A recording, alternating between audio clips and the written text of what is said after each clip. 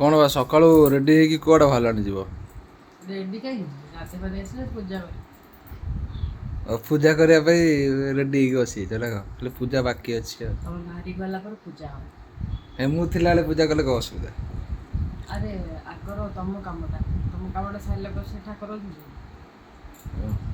ଏ କଥାଟା ବହୁତ ଲୋକ ଏখানে କହିବେ ଆଗର ଠାକୁର, କିନ୍ତୁ ସେମିତି କିଛି ନାହିଁ। ଆଗର ଠାକୁର କି ଆଗର ସ୍ୱାମୀ ସେମିତି କିଛି ନାହିଁ। ଯୋଉ କାମଟା ଯୋଉ ଭଳିଆ ନା, ଯାହାକୁ ଯାହା ଭଲ ଲାଗିବ। ଆରେ ଯାହା ପୂଜାଟା ଭଲ ନୁହଁ। ଭଗବାନ ତ ଘର ହେଲେ ତାଙ୍କୁ ପୂଜା କରିବୁ, କିନ୍ତୁ ତମର ତ କାମ ରହିଲା ନା, ତମକୁ ପୁଣି ପଟିଲେ ତମେ ଯିବ। ହସୁଛେ କ'ଣ ପାଇଁ ତମେ ଏତେ? ମୁଁ କହିଲି ଆଜି ଖାଇବାକୁ କିଛି କରିଛ ନା ଭଲ ଆଇଟମ୍? ମୋର ତ ଆଜି ସୋମବାର। ଆବେ ଗାଧୁଆଳଟା କ'ଣ ଭଲ କରିଥିବ? ଶୁଣିଲ, ମୋର ତ ସୋମବାର, ଆଉ ତମର ସବୁ ପଖାଳ ଆଉ। ପଖାଳ ମୋତେ ଦିଅ, ଥଣ୍ଡା ଆଜି ଛାଡ଼ୁନି। ଅରୁଆ ଡାଲମା। ହଁ ଆଜି ଅରୁଆ ଡାଲମା କାରଣ ମୋତେ ଥଣ୍ଡା ଛାଡ଼ୁନି। ମୋତେ ଥଣ୍ଡା ହେଇଯାଇଛି ବା, ପଖାଳ ହେଇଯାଇଛି। କନି କ'ଣ ଖାଇଥାନ୍ତେ କି?